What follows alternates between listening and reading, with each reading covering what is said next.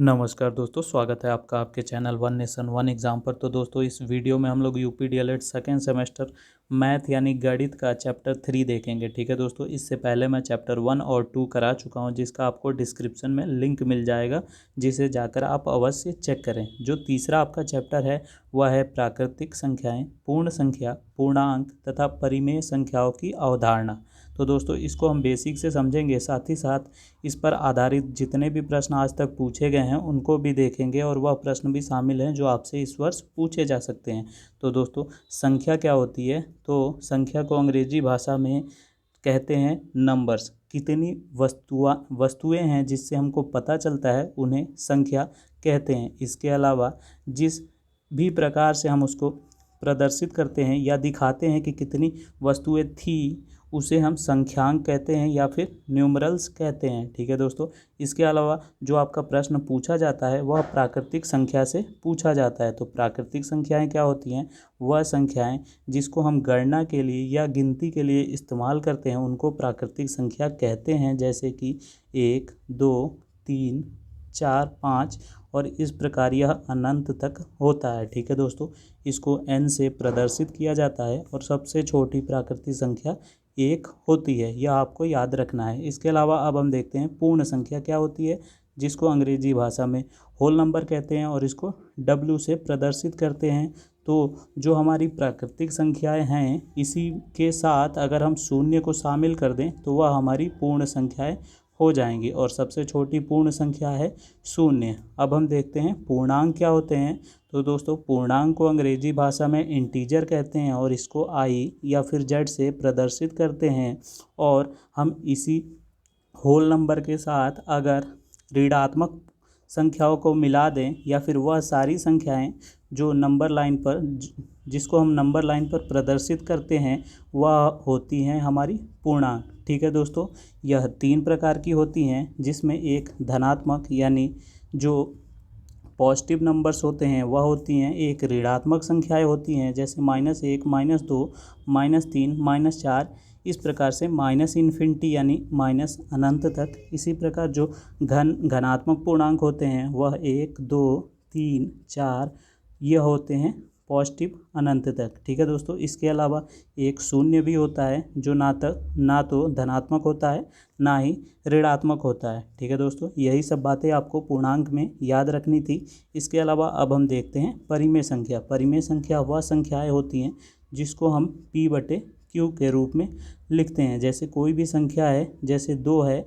अगर हम इसको P/Q के रूप में लिख पा रहे हैं तो यह होती है हमारी परिमेय संख्या यानी रेशनल नंबर। ठीक है दोस्तों, इसके अलावा जो यह आपका P/Q है, इसमें जो Q है वह शून्य नहीं होना चाहिए। ठीक है दोस्तों, यानी जो बटे में 1 है इसकी जगह शून्य नहीं होना चाहिए, यह इसका नियम होता है। इसके अलावा अगर हम बात करें अपरिमेय संख्या की, तो वह नंबर या फिर वह संख्या है जिसको हम P/Q के रूप में ना लिख पाएँ। जैसे कि जो आपका पाई है, इसकी वैल्यू होती है 3.14, और इसके बाद भी अब हल करते जाएंगे तो इसके बाद भी संख्याएं आती जाएंगी, और कोई भी रिपीटेटिंग नंबर नहीं होता है। जैसे कि 1.14, 1.4 ऐसे नहीं होता है, यानी सब भिन्न भिन्न संख्याएं होती हैं।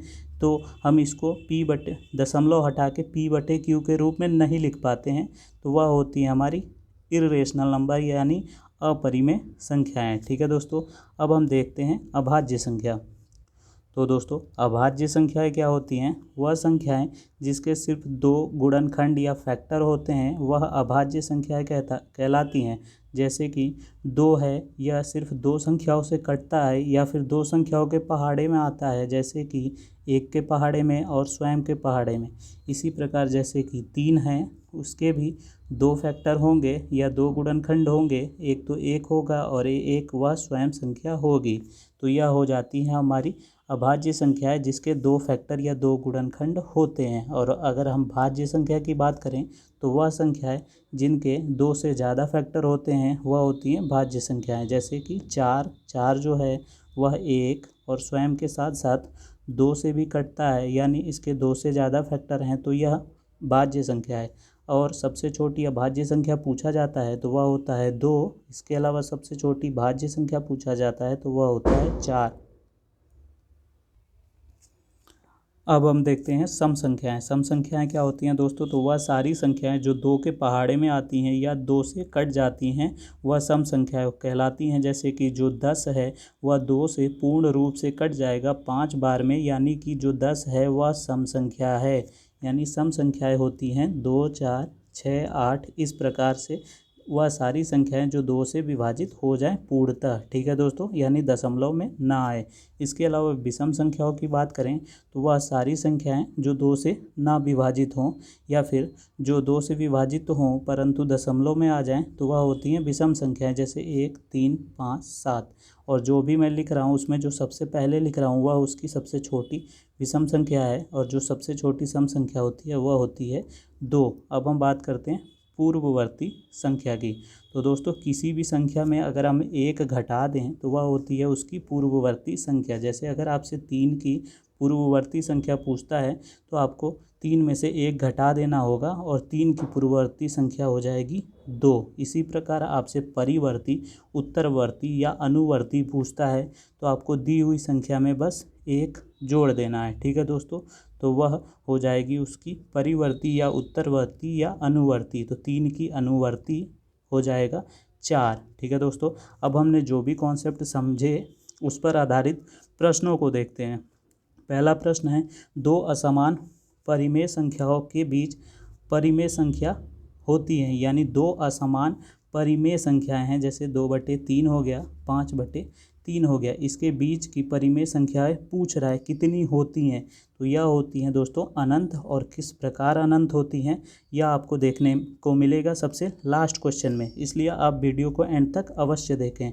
अगला प्रश्न है, परिमेय संख्या -4/9 से छोटी परिमेय संख्या होगी। तो दोस्तों यह माइनस में लिखा है, -4/9 माइनस में लिखा है और इससे छोटा पूछ रहा है, यानी जो प्लस में होगा वह तो इससे बड़ा हो जाएगा। तो यह दोनों ऑप्शन जो प्लस के हैं वह कट जाएंगे। इसके अलावा अब हम सिर्फ माइनस वाले ऑप्शनों को ध्यान देंगे। तो इसमें हम पहले हर को देखेंगे। हर अगर असमान है तो एलसीएम लेंगे और समान करेंगे, परंतु यहाँ जो हर है वह समान है तो हम क्या करेंगे, अब हम सिर्फ इसके अंश को देखेंगे। ठीक है दोस्तों, -4 से छोटा पूछ रहा है तो वह माइनस को आप ध्यान रखिएगा। जैसे कि 5 से छोटा पूछता तो 4 हो जाता, लेकिन माइनस में क्या होता है, जो बड़ा होता है वही छोटा होता है। तो -4 का छोटा होगा -7, जो ऑप्शन डी में दिया है। तो -7/9 उत्तर हो जाएगा। अगला प्रश्न है, इनमें से कौन सी संख्या अभाज्य संख्या है। ठीक है दोस्तों, तो दोस्तों मैंने अभी आपको बताया कि अभाज्य संख्याएं क्या होती हैं, तो वीडियो को पॉज करके आप स्वयं से भी कर सकते हैं। तो अभाज्य संख्याएं वह होती हैं जिस संख्या के सिर्फ 2 फैक्टर हों। तो पहली संख्या है 9, जिसके फैक्टर होते हैं 1, 3 और स्वयं 9, यानी 2 से ज़्यादा फैक्टर हो गए तो यह अभाज्य नहीं है। इसी प्रकार 18 किससे किससे कटेगा, किसके किसके पहाड़े में आएगा, तो 1, 2, 9, इसी प्रकार 18 में भी आएगा जो कि 2 से ज़्यादा संख्याएं हैं, तो यह भी अभाज्य नहीं है। और इसी प्रकार 6 को देखें तो 6 कटेगा 1 से, 2 से, 3 से और स्वयं 6 से। तो यह इसके भी 2 से ज़्यादा फैक्टर हैं या गुणनखंड है, तो यह भी अभाज्य नहीं है।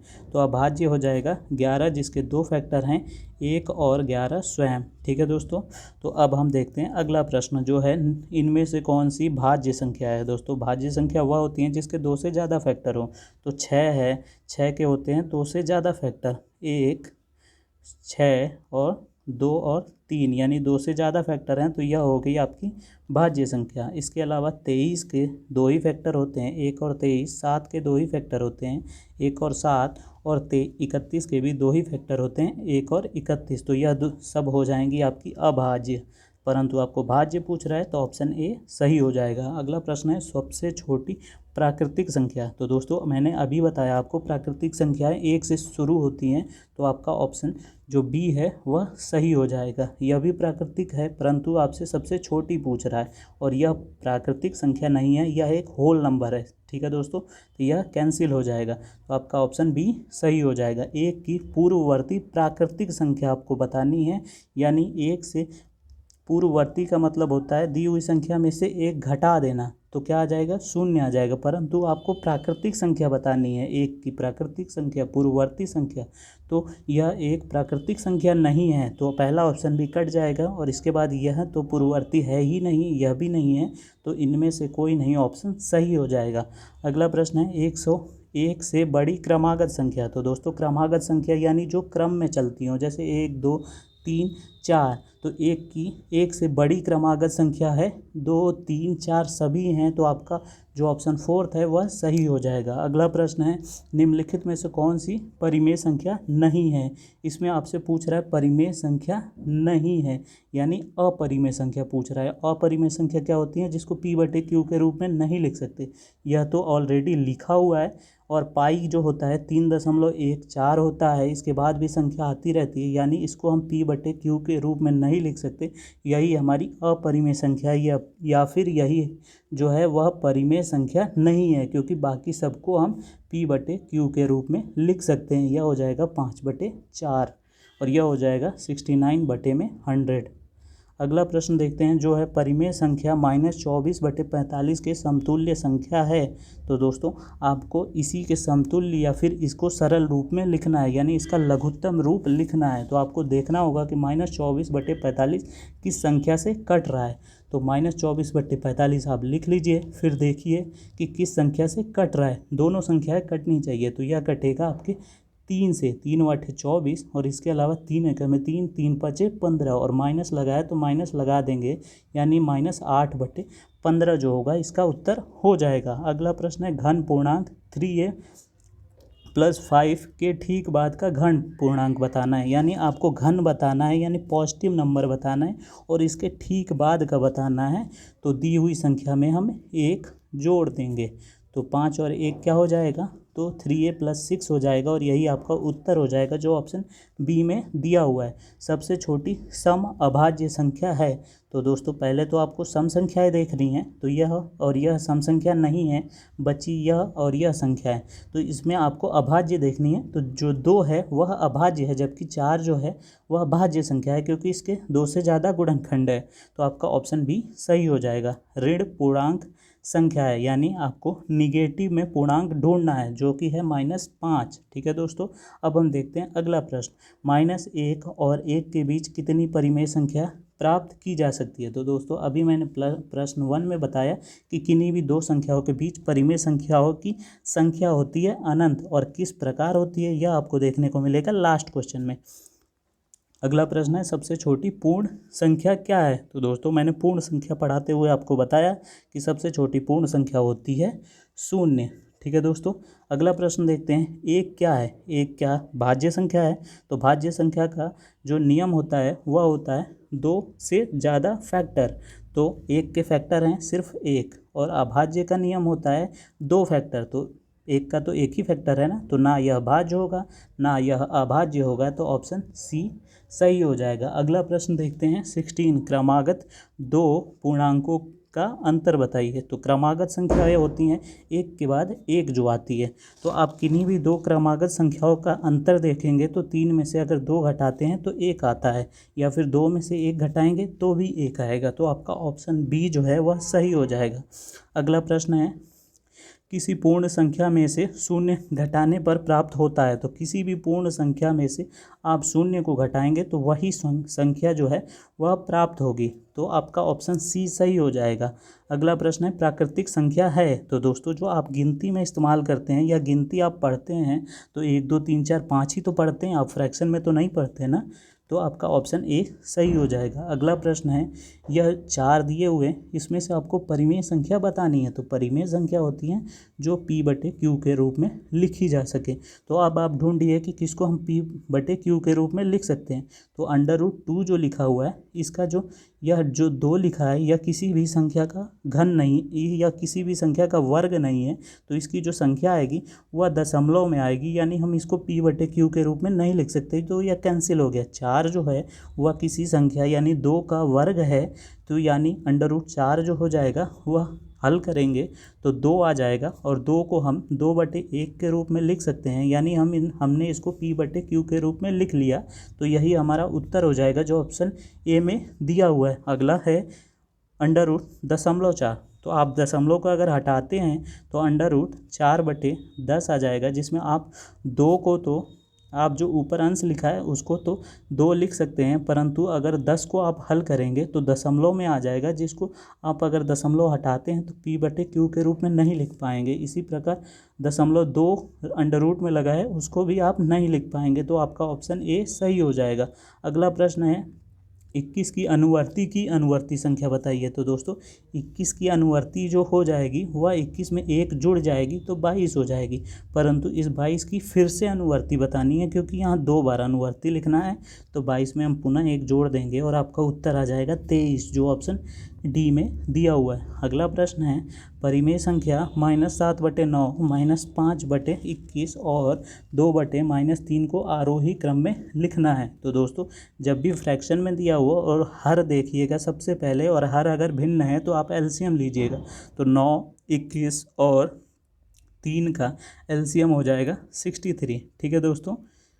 इसके अलावा आप जो यह तीसरा फ्रैक्शन देख रहे हैं इसमें बटे में माइनस लगा है, जिसको आप ऊपर भेज देंगे तो कोई फ़र्क नहीं पड़ेगा, यानी आपका प्रश्न हो जाएगा -7/9 -5/21 और -2/3। ठीक है दोस्तों, हमने 9, 21 और 3 का एलसीएम ले लिया जो कि 63 आ गया। तो 9 था और 63 किस प्रकार आया, यानी आपने 7 से गुणा किया तो यह ऊपर भी आप 7 से करेंगे तो 7 7 49 हो जाएगा। तो पहली संख्या हमारी -49 हो गई। इसी प्रकार जो दूसरी संख्या है वह आपकी क्या हो जाएगी, 21 तियाँ हो रहा है 63, तो 5 तियाँ कर देंगे तो -15/63 हो जाएगा। इसके अलावा तीसरी संख्या जो -2/3 है, तो 3 में हमने कितनी बार गुणा किया, तो 21 बार किया, तो ऊपर भी 21 बार करेंगे तो -42/63 आ जाएगा। अब जो है हर है वह समान हो गए हैं, तो हम सिर्फ अंश को देखेंगे और अंश में क्या करना है, आपको आरोही क्रम करना है। आरोही मतलब बढ़ते क्रम में, और आपको माइनस भी ध्यान में रखना है। तो माइनस में जो सबसे बड़ा होता है वही सबसे छोटा होता है। तो सबसे पहले आएगा -49/63।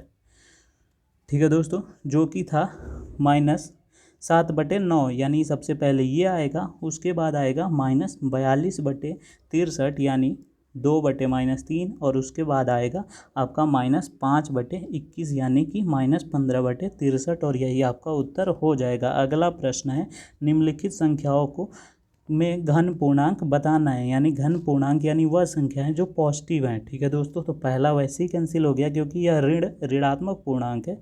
दूसरा है वह परिमेय संख्या है। तीसरा हम चेक करते हैं तो 4 में से जब हम -8 घटाएंगे तो -4 आ जाएगा, जो निगेटिव है तो ऋणात्मक पूर्णांक हो जाएगा, तो यह भी उत्तर नहीं होगा। अब हम चौथा ऑप्शन देखते हैं जिसमें 8 को 2 से भाग देना है, तो भाग देंगे तो 4 आएगा, जो कि एक घन पूर्णांक संख्या है, तो यह आपका एक उत्तर हो जाएगा। इसी प्रकार 6 को 2 से गुणा करेंगे तो 12 आएगा, जो कि घन है, तो यह एक और उत्तर हो जाएगा। इसके अलावा जो √2 लिखा हुआ है यह एक अपरिमेय संख्या है, तो यह भी कैंसिल हो जाएगा। और जो सबसे आखिरी में बचा उसको भी गुणा करेंगे तो माइनस माइनस प्लस हो जाएगा, और 6 दूनी 12 आ जाएगा, यानी प्लस का 12 आएगा।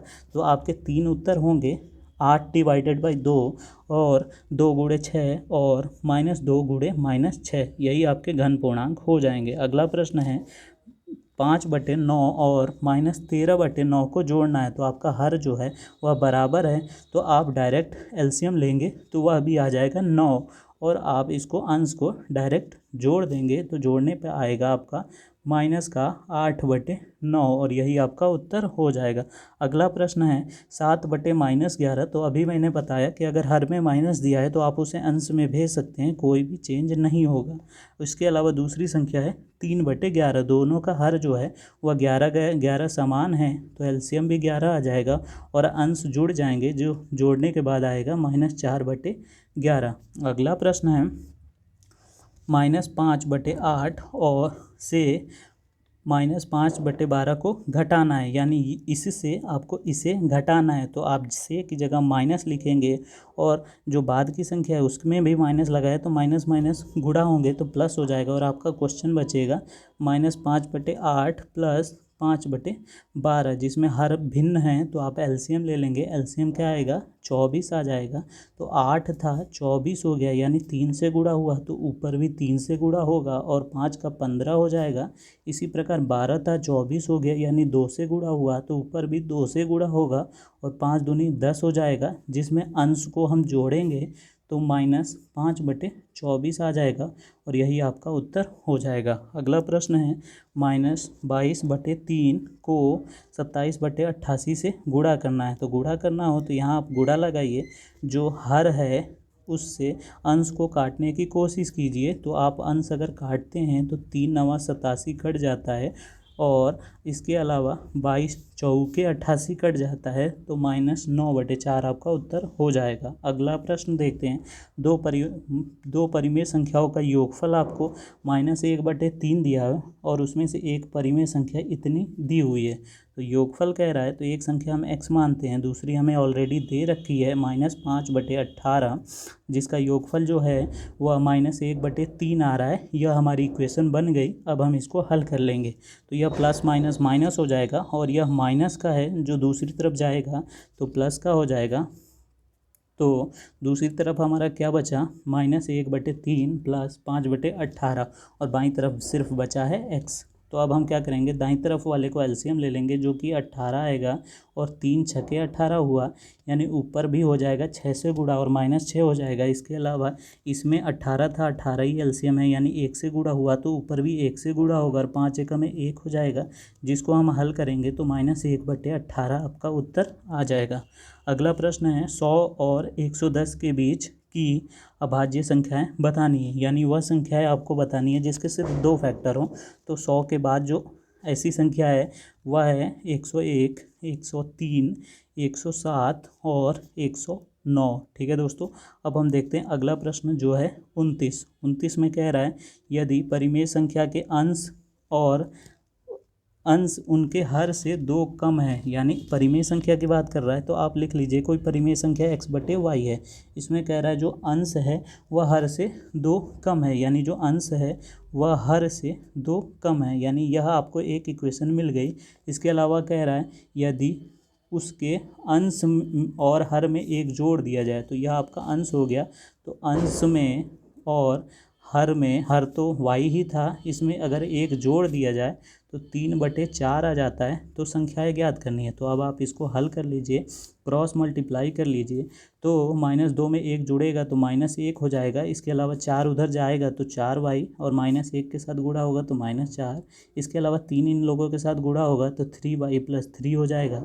इसके अलावा 3y इधर आएंगे, इधर 4y है, यह प्लस का है तो इधर आके माइनस का होगा और 4 में से 3 घटेगा तो y बचेगा। इसके अलावा यह इधर माइनस का है, दूसरी तरफ जाएगा तो प्लस होगा और y बराबर 7 आ जाएगा, यानी y आपका आ गया 7। और इस इक्वेशन में हम पुट कर देंगे तो 7 - 2 हो जाएगा, तो आ जाएगा x आपका 5।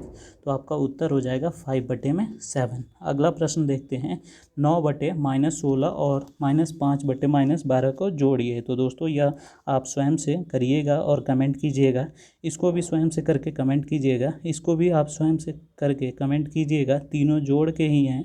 अगला प्रश्न है, इसमें तीन परिमेय संख्याएं दी हुई हैं, इनको जोड़ना है। तो यह मैं आपको एक करके बता देता हूं। तो इसमें आप सबसे पहले हर देखेंगे जो कि भिन्न है, तो एलसीएम लेंगे। 9, 12 और 18 का एलसीएम आएगा 36। ठीक है, 36 किस प्रकार आया, 9 में 4 से गुणा हुआ तो ऊपर अंश में भी 4 से गुणा होगा तो 5 चौके 20 होगा माइनस का। इसके अलावा 7 में हम गुणा करेंगे 3 से, क्योंकि 12 तिहाई 36 होता है, तो यहाँ आएगा -21 और प्लस करेंगे 18 दूनी 36 हुआ तो 11 दूनी 22 हुआ। इसको हम जब जोड़ेंगे तो आएगा -19/36।